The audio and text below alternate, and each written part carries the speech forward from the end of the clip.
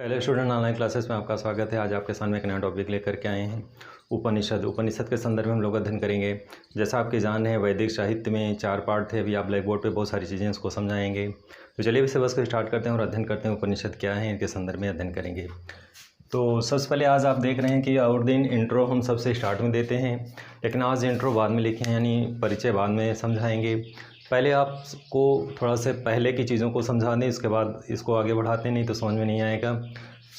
पहले आप समझ लें कि उपनिषद के पहले का थोड़ा सी भूमिका समझ लें, उसके बाद समझ में आएगा आपको उपनिषद क्या है। वेदों को 4 भागों में बांटा गया है। जैसा कि आप जानते हैं, वेदों को 4 भागों में बांटा गया है: संहिता, ब्राह्मण, आरण्यक और उपनिषद।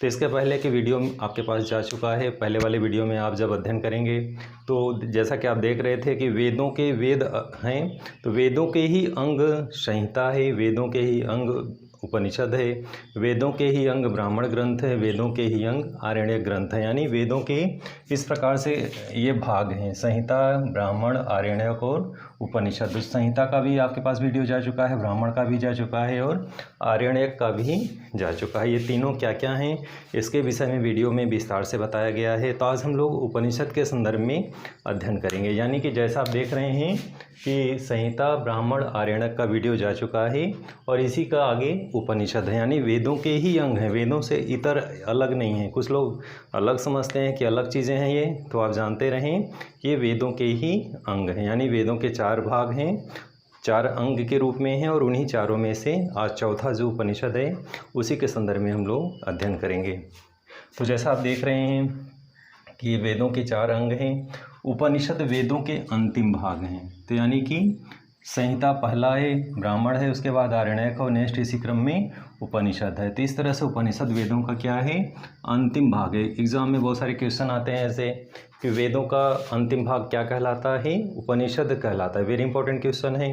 तो जहाँ पे भी ये महत्वपूर्ण आपको लगे अंडरलाइन करते चलेंगे। तो इसलिए इसे जो है वेदांत कहा जाता है। इस चीज़ को ध्यान रखेंगे। जैसे एग्ज़ाम में 4 ऑप्शन रहेगा: संहिता, ब्राह्मण, आरण्यक और उपनिषद। इन चारों में से वेदांत किसे कहते हैं, उपनिषद को कहते हैं। तो ये बहुत महत्वपूर्ण बिंदु है। संस्कृत में अंता शब्द का अर्थ है अंत, इसलिए वेदांत शब्द का अर्थ हुआ एक वेद का अंत भाग। बिल्कुल सरल तरीके से, यानी वेदांत शब्द का क्या अर्थ है, एक वेद का अंत भाग। अब इंट्रो देखेंगे, क्योंकि ये बताना ज़रूरी था।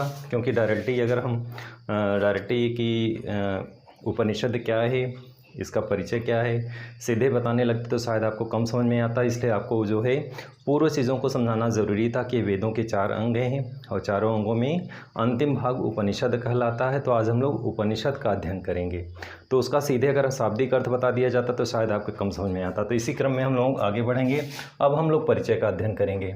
वेद का वह भाग जिसमें विशुद्ध रीति से आध्यात्मिक चिंतन को ही प्रधानता दी गई है और फल संबंधी कर्मों के दृढ़ानुराग को शिथिल करना जो है सुझाया गया है। इसी को नाम दिया गया है उपनिषद, यानी वेदों का जो आध्यात्मिक चिंतन। जैसा कि आप इसके पहले अध्ययन किए थे, संहिता का अध्ययन किए थे, ब्राह्मण ग्रंथ का अध्ययन किए थे, आरण्यक का अध्ययन किए थे। तीनों वीडियो में आपने देखा है कि किस तरह से तीनों में जो है कर्मकांड की प्रधानता की गई है, यज्ञों को कैसे संपादित किया जाता है, यानी कुल मिला के कर्मकांड को इसमें इन तीनों में प्रधानता दी गई है। लेकिन उपनिषद जो है आध्यात्मिक विचारों से संबंधित है। तो इसको महत्वपूर्ण बिंदु है, ध्यान रखेंगे।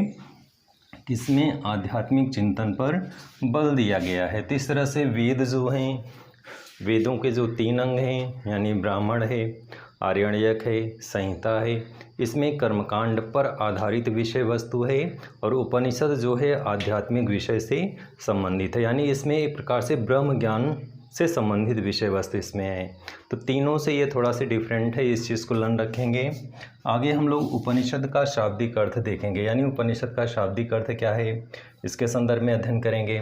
तो जैसा कि आप देख रहे हैं, उपनिषद शब्द की व्युत्पत्ति 3 शब्दों यानी उपनिषद, उप है, नी है और शद है, तो 3 शब्दों से मिलकर बना है। उप का तात्पर्य है निकट और नी का तात्पर्य है श्रद्धापूर्वक और शद का तात्पर्य है बैठना। तो 3 शब्द निकल करके आया है। तो यहाँ पे उप है, नी है और शद है। तो तीनों शब्द में बारी बारी से, यानी जो उप है तो उप का शाब्दिक अर्थ क्या हुआ, एकदम क्लियर है कि उपनिषद 3 शब्दों को मिल करके बना है। उप का तात्पर्य है निकट, और यहाँ पे आगे नी का तात्पर्य है श्रद्धापूर्वक, और शद का तात्पर्य क्या है, बैठना, अर्थात गुरु के निकट श्रद्धापूर्वक बैठना। तो जो वह ज्ञान जो गुरु से बिना किसी बाधा रहित प्राप्त ज्ञान को प्राप्त करना, गुरु से श्रद्धापूर्वक उसके नज़दीक बैठ के, सन्निकट बैठ करके, उसी को नाम दिया गया उपनिषद। तो इस तरह से उपनिषद का शाब्दिक अर्थ है गुरु के निकट बैठकर, श्रद्धापूर्वक बैठ करके ज्ञान प्राप्त करना। वो भी कैसा ज्ञान प्राप्त करना, ब्रह्म ज्ञान, यानी इस तरह से गुरु के निकट बैठ करके श्रद्धापूर्वक ब्रह्म ज्ञान प्राप्त करना ही उपनिषद कहलाता है। तो आगे बढ़ेंगे हम लोग इसी क्रम में। तो जैसा ये देख रहे हैं कि आपका ये शाब्दिक अर्थ हो गया कि ब्रह्म ज्ञान की प्राप्ति हेतु गुरु के पास नज़दीक बैठ करके, श्रद्धापूर्वक बैठ करके ज्ञान की प्राप्ति करना। अब हम अध्ययन करेंगे कि उपनिषद का विषय वस्तु क्या है। उपनिषदों में आत्मविद्या का प्रतिपादन किया गया है, और इसमें ब्रह्म और आत्मा के स्वरूप और उसकी प्राप्ति के साधन की आवश्यकता की समीक्षा की गई है। तो इस तरह से उपनिषद में ब्रह्म और ज्ञान दोनों का क्या संबंध है, कैसे आत्मा और परमात्मा के संबंधों पे प्रकाश डाला गया है। इसके पहले जैसे हमने आपको एकदम क्लियर बताया था कि जो वेदों के 3 अंग हैं, तो यानी संहिता हैं, ब्राह्मण हैं और आरण्यक हैं, तीनों में कर्मकांड की प्रधानता की गई है कि किस तरह से यज्ञों को संपादित करना चाहिए, क्या क्या कर्मकांड व्यक्ति को अपने गृहस्थ आश्रम में संपादित करना चाहिए। लेकिन ये जो है, एक प्रकार कह सकते हैं कि संन्यास आश्रम के लिए है। उपनिषद जो है संन्यास आश्रम के लिए है, उनके लिए ज़्यादा उपयुक्त है, महत्वपूर्ण है। संन्यास आश्रम के लिए कभी कभी ऐसे भी क्वेश्चन आ जाता है। तो उपनिषद जो है 2 ज्ञान होता है, एक जो है इस सांसारिक ज्ञान होता है जो संसार के लिए आवश्यक है, और एक होता है ब्रह्म ज्ञान। तो जो ब्रह्म ज्ञान है, चरम ज्ञान जिसे बोलते हैं, या सर्वोच्च ज्ञान जिसे कहा जाता है, ये ज्ञान सबसे सर्वोपरि माना जाता है, और ये ज्ञान के माध्यम से ही व्यक्ति को क्या मिलती है, मोक्ष की प्राप्ति होती है। तो ये भी एक साधन है, मोक्ष प्राप्ति का ब्रह्म ज्ञान साधन बताया गया है। तो ये सांसारिक ज्ञान से इतर है, अलग है, और इस तरह से उपनिषद का जो विषय वस्तु है, ब्रह्म और आत्मा के स्वरूप, क्या स्वरूप होना है ब्रह्म और आत्मा का, और उसकी प्राप्ति के साधन और उसकी आवश्यकता की समीक्षा की गई है कि ब्रह्म ज्ञान की क्यों आवश्यक है, यानी एक सन्यासी के लिए ब्रह्म ज्ञान क्यों आवश्यक है, कैसे वो ब्रह्म ज्ञान के माध्यम से इस सांसारिक जीवन से मुक्ति पा सकता है और मोक्ष की प्राप्ति कर सकता है। तो ब्रह्म ज्ञान के माध्यम से ही ये संभव है, यानी ब्रह्म ज्ञान के माध्यम से ही व्यक्ति को मोक्ष की प्राप्ति हो सकती है। तो यहाँ पे ब्रह्म ज्ञान के विषय में बताया गया है। उपनिषद ब्रह्म विद्या का द्योतक है।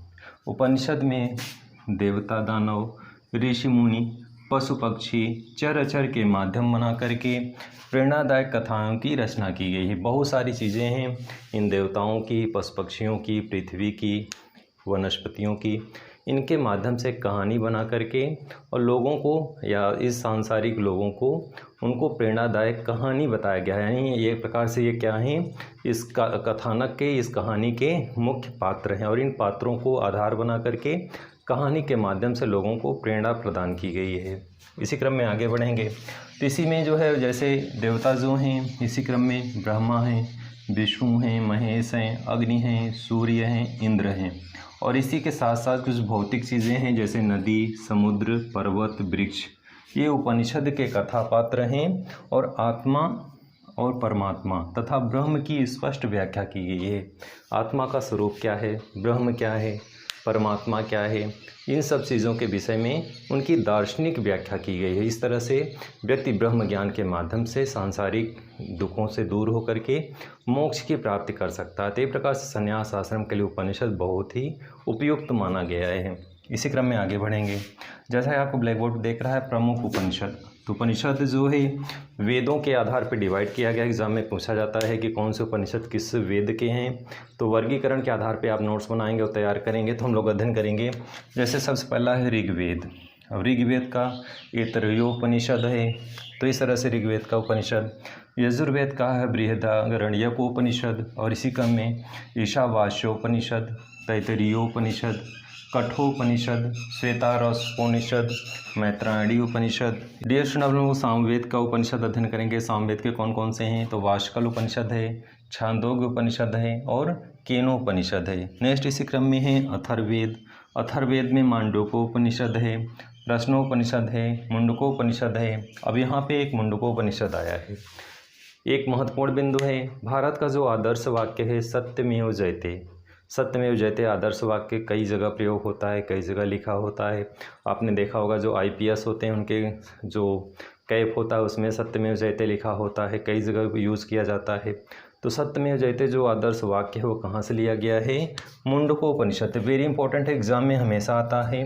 जो अथर्ववेद यानी अथर्ववेद का ये उपनिषद है और मुंडकोपनिषद से ही सत्यमेव का जो आदर्श वाक्य है वहीं से लिया गया है। सत्यमेव जयते लिखा रहता है, सत्यमेव जय से सत्य की ही विजय होती है। तो ये आदर्श वाक्य जो है कहाँ से लिया गया है? मुंडकोपनिषद। और ये मुंडकोपनिषद किसका है? अथर्ववेद का है। तो इसको लर्न रखेंगे। अब कुछ महत्वपूर्ण बिंदुओं का अध्ययन करेंगे। उपनिषदों की कुल संख्या 103 है, जिसमें 13 उपनिषद को ही प्रामाणिक माना गया है। तो 13 उपनिषद को ही प्रामाणिक माना गया है, 103। इसी क्रम में शंकराचार्य जी ने उपनिषदों के संदर्भ में उन्होंने भाष्य लिखा था। तो भाष्य शब्द एक आया है, भाष्य लिखा था। भाष्य क्या होता है? तो किसी ग्रंथ की बृहद व्याख्या या टीका लिखने को भाष्य कहा जाता है। ये बहुत महत्वपूर्ण बिंदु है। बहुत सारी शब्दावली आती है, आपको समझ में नहीं आती हिस्ट्री में कि शब्द का क्या तात्पर्य या क्या सेंस है। तो यहाँ पे जो हमेशा एग्जाम में इस तरह से क्वेश्चन आता है कि भाष्य लिखने वाले इसमें कौन हैं। तो जैसा कि आप देख रहे हैं कि शंकराचार्य हैं। तो शंकराचार्य ने जो है उपनिषदों को लेकर के उन्होंने भाष्य लिखा। और भाष्य मीन्स होता क्या है? टीका या फिर बृहद व्याख्या। तो उपनिषदों को उन्होंने क्या किया? बृहद व्याख्या की। तो इस तरह से उनकी एक विशिष्टता रही, एक उपलब्धि रही है। और वो भी इतिहास में अपना प्राचीनतम इतिहास के टाइम में अपनी इसी विशिष्ट उपलब्धियों के कारण जाने जाते हैं। इसी क्रम में दारा शिकोह जो मुग़ल शासक था, दारा शिकोह शाहजहाँ का पुत्र ये मुग़ल शासक था। और इन्होंने भी जो है फ़ारसी लैंग्वेज में, फ़ारसी भाषा में उपनिषदों का अनुवाद कराया। और इस तरह से उपनिषदों के अनुवाद में दारा शिकोह का भी योगदान था। तो डियर स्टूडेंट, आज की वीडियो में आपने अध्ययन किया उपनिषद का विषय वस्तु क्या है, उपनिषद का तात्पर्य क्या है, शाब्दिक अर्थ क्या है, उपनिषदों के जो अन्य जो वेदों के जो अंग हैं उनसे उपनिषद कैसे अलग है, इन सब चीज़ों पे आपने अध्ययन किया। तो आज के वीडियो में बस इतना ही। अगले विषय वस्तु के साथ नए वीडियो में फिर से मिलेंगे। तब तक के लिए धन्यवाद।